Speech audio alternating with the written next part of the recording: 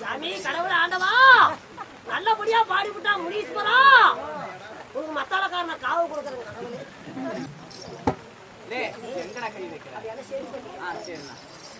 பாட்டு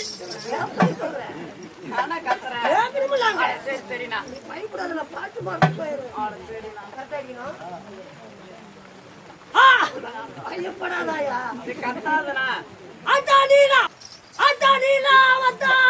இந்த படத்து பேரு முதல் மரியாத ஏகப்பட்ட கூட்டம் இந்த படத்துக்கு